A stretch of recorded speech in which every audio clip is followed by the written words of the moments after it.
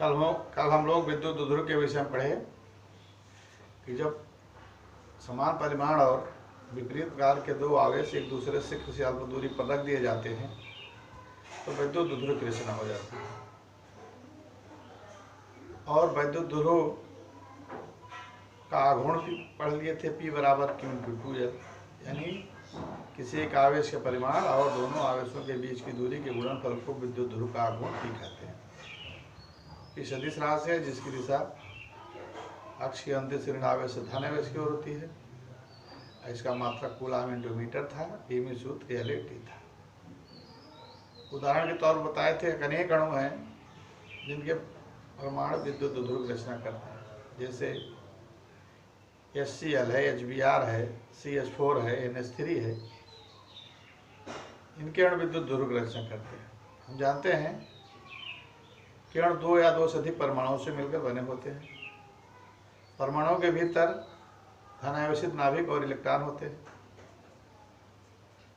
अणुओं के भीतर परमाणुओं की व्यवस्था इस प्रकार हो जाती है कि धनावेशित नाभिक एक तरफ और ऋणावेशित इलेक्ट्रॉन एक तरफ हो जाते हैं, यानी विद्युत दुध्रुव की रचना हो जाती है। आज हम विद्युत दुध्रुव के कारण उत्पन्न विद्युत क्षेत्र की तीव्रता पढ़ेंगे।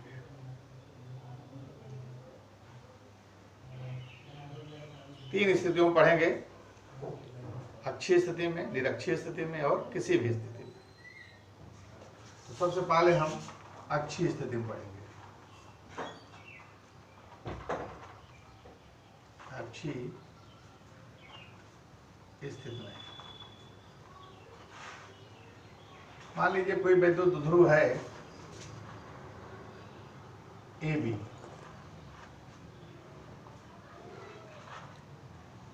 जो ऋण Q और धन Q आवेशों को एक दूसरे से 2L दूरी पर रखने से बना हुआ है और इस दुध्रुव का मध्य बिंदु O है।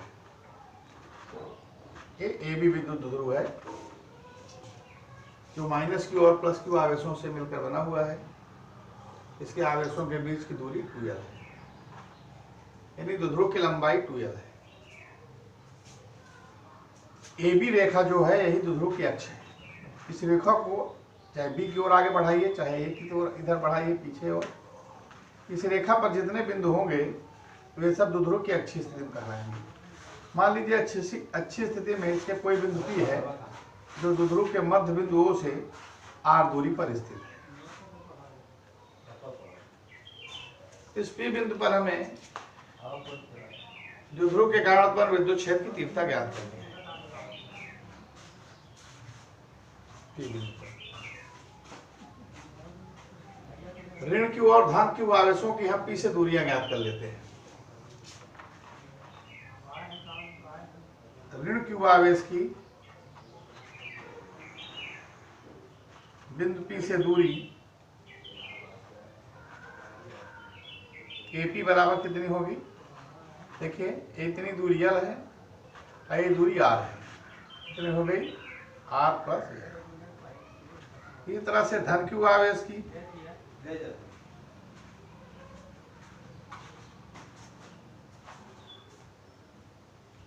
बिंदु P से दूरी,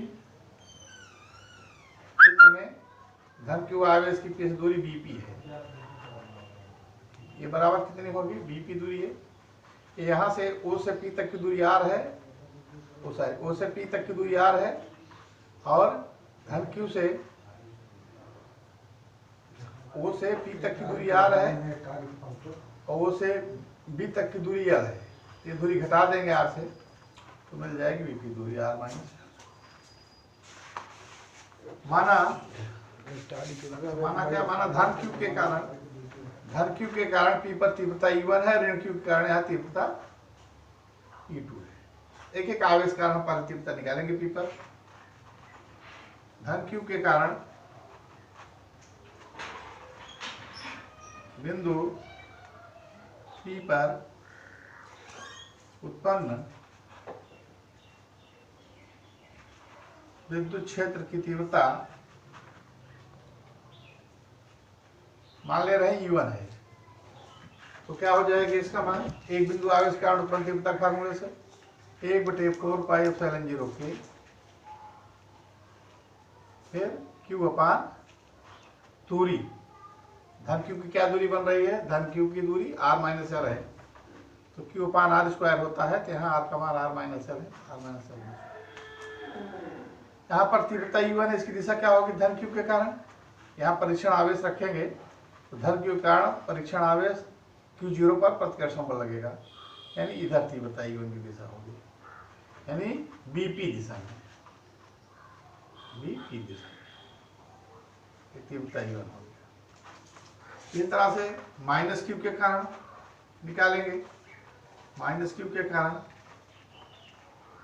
बिंदु P पर उत्पन्न विद्युत क्षेत्र की तीव्रता मान लो E2 है, तो बिंदु आवेश कारण जो है फार्मूला उसे निकालेंगे, 1/4 पाई एप्सिलॉन 0 के क्यू अपान आर स्क्वायर। यहाँ आर का मान क्या है, ऋण क्यू की क्या दूरी है P से, ऋण क्यू आवेश की दूरी r प्लस एल है, यहाँ r प्लस एल का स्क्वायर होल स्क्वायर हो जाएगा, E2 का मान हो गया। दिशा क्या होगी इसकी, ऋण क्यू यहाँ है, यहाँ पर तीव्रता इसके कारण निकालनी है, यहाँ तो प्लस क्यू 0 रखेंगे, तो माइनस क्यू प्लस क्यू को आकर्षित करेगा बनी हो रहा है, यानी इधर दिशा हो जाएगी, दिशा BA दिशा में या BP दिशा में, BP दिशा में, नहीं PB दिशा में या PA दिशा में, PA दिशा में। अब देखिए ऋण क्यू और धन क्यू के कारण P पर उत्पन्न तीव्रताएं निकल आई U1 और E2। E1 और E2 एक ही रेखा के अंदर विपरीत दिशाओं में, परिणामी तीव्रता इनके अंतर के बराबर हो जाएगी। अतः P पर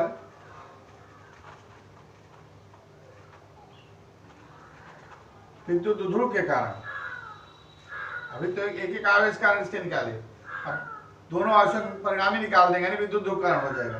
अतः बिंदु P पर विद्युत ध्रुव के कारण उत्पन्न परिणामी तीव्रता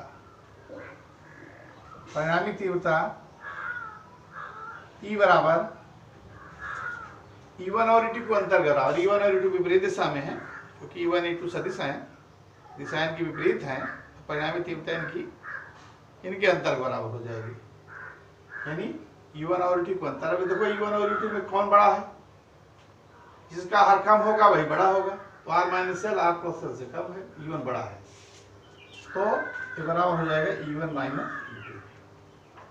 मान रख देंगे E1 E2 का, 1/4 पाई एप्सिलॉन 0 के E1 का मान है Q upon r minus L का whole square minus 1/4 pi epsilon 0 के Q upon r plus L का होल स्क्वायर। इसमें जो है 1/4 पाई एप्सिलॉन 0 के कॉमन हो गया, Q भी कॉमन हो गया, ब्रैकेट में आ गया 1 अपान r माइनस एल का होल स्क्वायर माइनस 1 अपान r प्लस एल का होल स्क्वायर। इसको हम हल कर लेंगे, 1/4 पाई एप्सिलॉन 0 के Q, यहाँ एलसीएम हो जाएगा, एक ब्रैकेट में r माइनस एल का होल स्क्वायर, दूसरे में r प्लस एल का होल स्क्वायर, तो r प्लस एल का होल स्क्वायर यहाँ जाएगा, खोल के लिख दे रहे हैं या एक बार लिख दे, r प्लस एल का whole square minus r minus L cut जाएगा, r माइनस एल का होल स्क्वायर, ब्रैकेट बंद कर देंगे,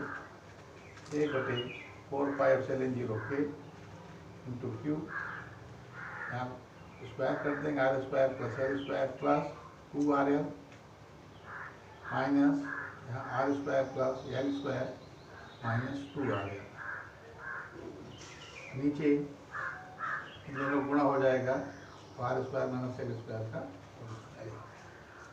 देखो यहाँ खोलेंगे चिन्ह बदल जाएंगे, ये माइनस आर स्क्वायर हो जाएगा, ये माइनस एल स्क्वायर, यहाँ प्लस 2rl, तो यहाँ आर स्क्वायर है, माइनस RL कट गया, एल स्क्वायर इससे कट गया, यहाँ प्लस 2rl है, यहाँ भी प्लस 2rl हो जाएगा, 4rl हो जाएगा, तो बराबर 1/4 पाई एप्सिलॉन 0 के Q इंटू 4rl बटे r square minus L square का। इसको हम लिख सकते हैं 1/4 पाई एप्सिलॉन 0 के Q इंटू 2l ऊपर इंटू क्यू इंटू 2l बचा 2r, ऐसा लिख सकते हैं, बटे r² माइनस l² का whole square. Q into 2l होता है विद्युत ध्रुवाघूर्ण पी के, हो गया 1/4πε0 के पी इंटू 2r बटे r² माइनस l² का, जहाँ P बराबर है Q इंटू 2l, ध्रुव आघूर्ण है, ध्रुव आघूर्ण है, P क्या है, ध्रुव आघूर्ण है।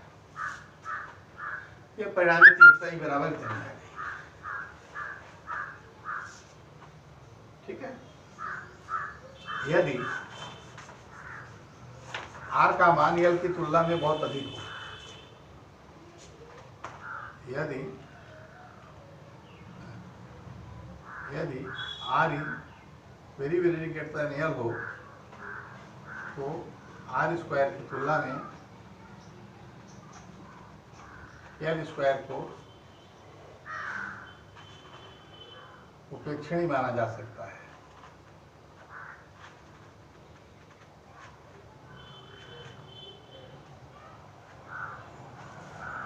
तो R² की तुलना में L² को उपेक्षणीय कर देंगे, छोड़ देंगे, नीचे केवल R² का होल स्क्वायर बचेगा, यानी R² की पावर 4 हो जाएगी।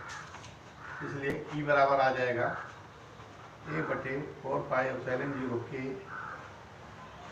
P इंटू 2R बटे नीचे आएगा R² का होल स्क्वायर, यानी R की पावर 4। R ऊपर है, नीचे R की पावर कटेगा तो बचेगा 1/4πε0 के 2p/r। ये विद्युत ध्रुव के कारण परिणामी तीव्रता का सूत्र हो गया। अच्छी, अब इस परिणामी तीव्रता की दिशा क्या होगी? परिणामी तीव्रता हमको मिली है E बराबर U1 माइनस U2 से, यानी U1 बड़ा है E2 कम है, तो परिणामी तीव्रता E की दिशा U1 की दिशा में। I1 की दिशा किधर है देख रहे हैं, इधर है, यानी BP दिशा में है। इस परिणामी तीव्रता BP दिशा में हो गई। BP दिशा का मतलब है, BP दिशा यानी ये अक्षीय अंदिश ऋणावेश धनावेश की ओर,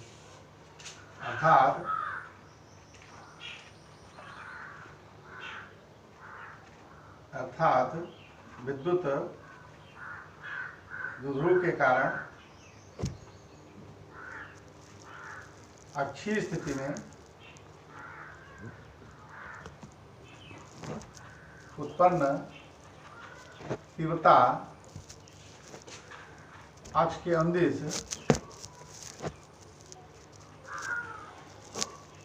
ऋण आवेश से धन आवेश की ओर होती है।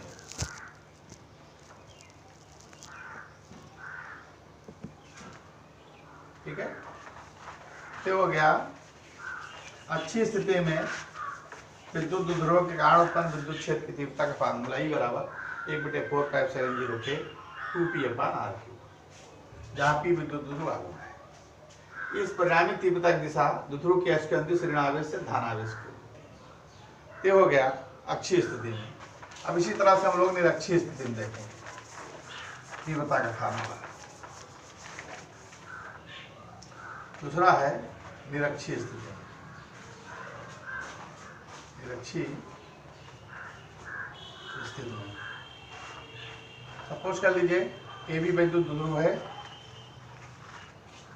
जो ऋण Q और धन Q आवेशों को एक दूसरे से 2l दूरी पर रखने से बना हुआ है। द्विध्रुव का मध्य बिंदु है O है, तो द्विध्रुव की अक्ष AB हुई, इसकी अक्ष के लंबार्धक रेखा, ऐसी रेखा जो AB पर लंब हो और अर्धक हो, यानी O पर अर्थात लंब हो, तो इसकी लंबार्धक रेखा पर कोई बिंदु P है जो द्विध्रुव की अक्ष के मध्य बिंदुओं से r दूरी पर है। तो लंबार्धक रेखा पर स्थित जितने बिंदु होंगे, चाहे ऊपर लंबार्धक रेखा खींचो चाहे नीचे, ये सब द्विध्रुव की निरक्षीय स्थिति में कहलाते हैं। तो AB बिंदु द्विध्रुव की निरक्षीय स्थिति में कोई बिंदु P है जहां पर हमें उत्पन्न विद्युत क्षेत्र की तीव्रता ज्ञात करनी है। ऋण q और धन q आवेशों की हम दूरियां ज्ञात कर लेते हैं P से। ऋण q आवेश की दूरी P से हो गई AP और धन q आवेश की दूरी हो गई A हो गई BP। तो देखिए ये दूरी इतनी AOL है, ये दूरी L है, ये दूरी R है, ये कितनी हो जाएगी AP बराबर R square plus L square का वर्गमूल। AP दूरी R स्क्वायर धन L स्क्वायर का वर्गमूल, लंब का वर्ग धन आधार का वर्ग बराबर कर्ण का वर्ग, ये हो गया। अब BP दूरी, ये BP दूरी, इसमें भी AL है, AR है, तो भी वही हो गया रूट में R स्क्वायर धन L स्क्वायर, ये भी रूट में R स्क्वायर धन L स्क्वायर, ये दूरियां हो गई, यानी ये BP भी दूरी भी हो गई। अब धन Q के कारण P पर तीव्रता निकालेंगे, फिर ऋण Q के कारण, जैसे वे 6 स्थिति निकाले थे। धन Q के कारण P पर तीव्रता मान लो E1 है, तो एक आवेश के कारण Q आवेश के कारण ये दूरी इसी R square plus L square वर्गमूल में है। तो बिंदु आवेश Q के कारण R दूरी पर उत्पन्न तीव्रता का जो हम फार्मूला पढ़े हैं कल 1/4 पाई एप्सिलॉन 0 के Q अपान R स्क्वायर, उसे निकाल देंगे तो हो जाएगा 1/4 पाई एप्सिलॉन 0 के Q अपान R स्क्वायर। दूरी यहाँ पर है R स्क्वायर धन L स्क्वायर का होल स्क्वायर है, R स्क्वायर धन L स्क्वायर का वर्गमूल है, तो ऊपर स्क्वायर करेंगे तो इसका वर्गमूल हट जाएगा। इस तरह से माइनस Q के कारण P पर तीव्रता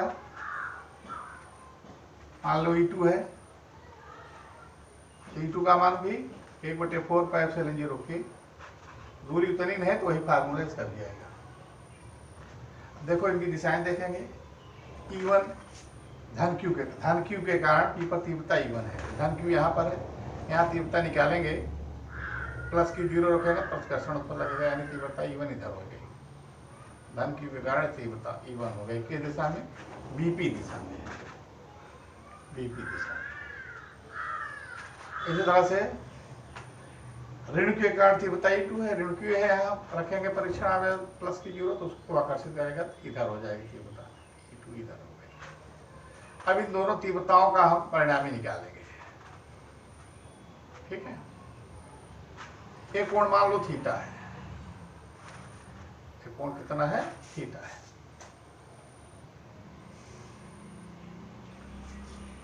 E2 की दिशा हो गई क्या? B A दिशा में, आकर्षण लगेगा ना, वो B A दिशा में। अब देखिए E1 और E2 परिमाण में समान है, परिमाण में E1 बराबर E2 है, देखो दोनों के मान एक ही निकलेंगे, लेकिन दिशाओं में अंतर है, दिशाओं में अंतर है, इसलिए परिणाम निकालेंगे सदिश तरीके से, जैसा कि हम लोग पढ़े हैं कक्षा 11 में। हम E1 और E2 दोनों का द्विध्रुव की अक्ष AB के अनुदिश और लंबवत घटक ज्ञात करेंगे। परिणामी तीव्रता कैसे ज्ञात करेंगे E1 और E2 की? इसके लिए हम द्विध्रुव की अक्ष AB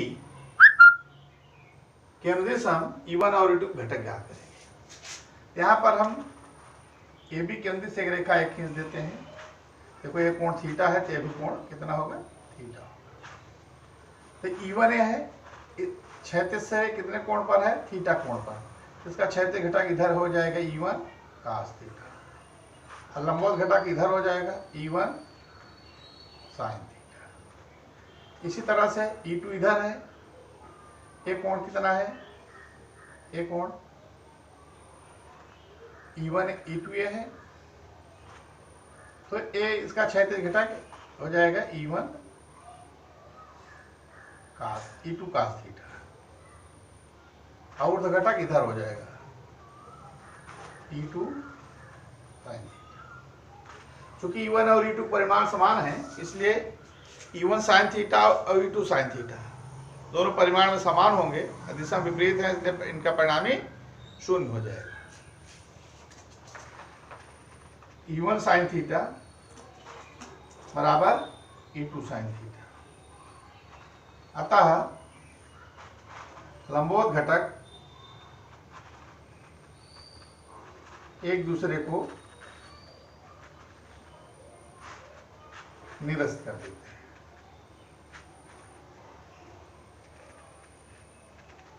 केवल क्षैतिज घटक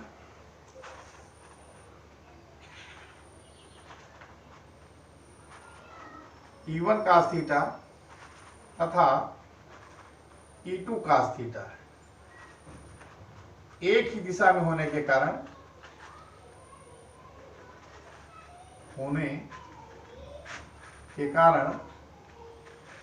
परस्पर जुड़कर परिणामी तीव्रता देते हैं। परिणामी तीव्रता प्रदान करते हैं। अतः P पर परिणामी तीव्रता जो द्विध्रुव कारण होगी E बराबर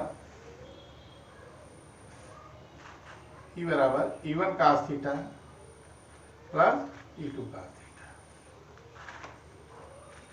लेकिन हम यहाँ पढ़े E1 बराबर E2 परिमाण में है, के बराबर हो जाएगा 2E1 cos थीटा। E1 बराबर E2 है, तो E2 के स्थान पर हम E1 रख देंगे। E2 के स्थान पर E1 cos theta plus E1 cos theta 2E1 cos theta.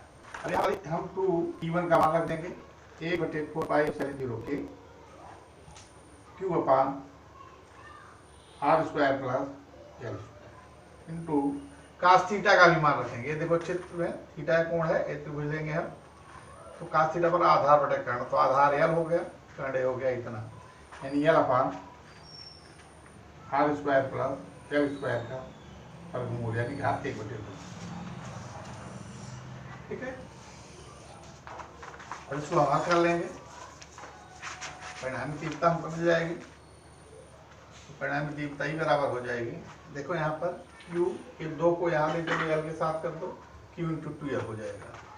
तो 1/4 पाई एप्सिलॉन 0 के Q इंटू 2L बटे नीचे जो है R square plus L square power 3/2 हो जाएगी। यहाँ पावर 1 है, यहाँ 1/2 है, जुड़कर 3/2। Q इंटू 2L P होता है 1/4 पाई एप्सिलॉन 0 के P अपान R स्क्वायर धन L स्क्वायर की पावर 3/2, क्योंकि P बराबर Q इंटू 2L द्विध्रुव आघूर्ण है, द्विध्रुव आघूर्ण है। फिर वही जैसे पीछे देखे थे कि अगर दूरी R जो है L की तुलना में बहुत अधिक है, यदि R is very greater than L हो तो R स्क्वायर की तुलना में L स्क्वायर को नगण्य माना जा सकता है। L स्क्वायर छोड़ देंगे, अतः विद्युत ध्रुव के कारण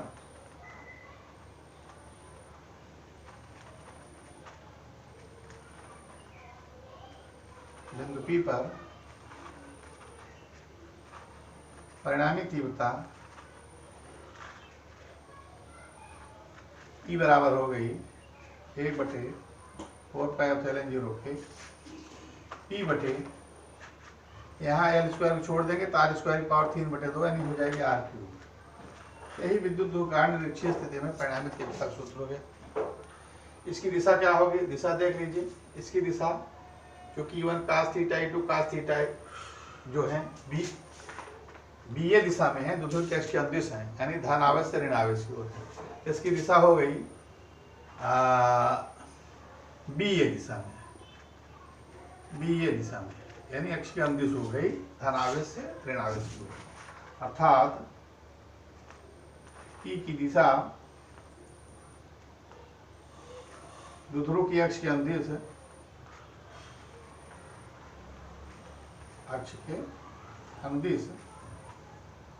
धन आवेश से ऋण आवेश की ओर होती है।